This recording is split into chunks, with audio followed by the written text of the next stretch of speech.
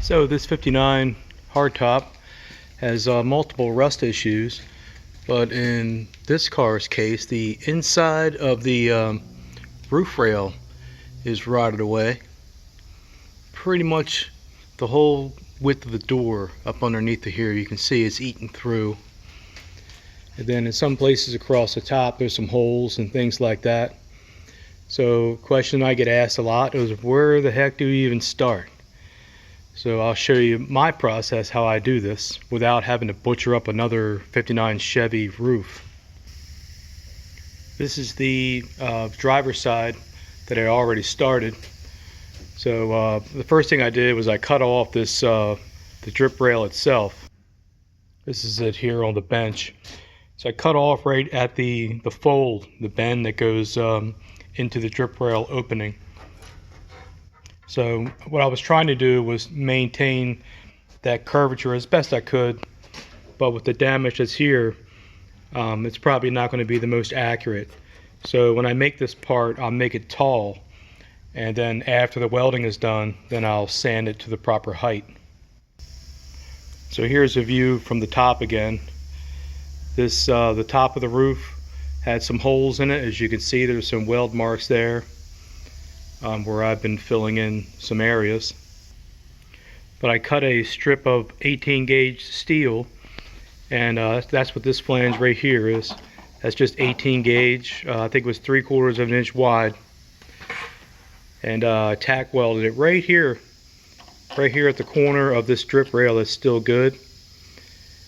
Once I got that width, then I just connected it to the other side of the roof, all the way to this side. You can see still got some more cleanup to do with the welding in there. And here's a view from the bottom, so you can see the flange here and the weld marks up underneath. You can see those burn marks. I still got to finish welding across that piece there, but you can see the opening too inside the drip rail right here. You can see all that in there. Let me get the flashlight. You really see how deep that is.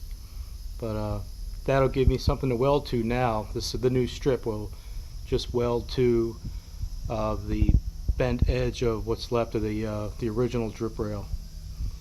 So that's where I start. I start by cut off the old drip rail and then repair the roof. And then once the roof is repaired, then I add this flange here.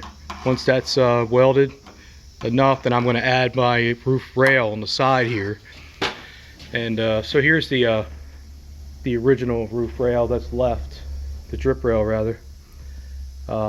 Instead of making it that height, I'm going to make it taller, up by maybe another 1/8 inch, 1/4 inch, something like that, and that'll help alleviate a lot of the heat from the welding too. And then once the welding is complete, then I can use this to give me my height and draw a line, using a rule and a, adjustable combination square, or even if you just make a little tool with a hook on it and drag it all the way across, you can get your proper height. And then before you go too far, use your stainless molding that goes there and check it and see what your height is. A little light is okay, but too tall will give you a hard time after the car is painted, and you'll probably scuff paint or whatever. And you won't want to be doing that after you get the roof painted.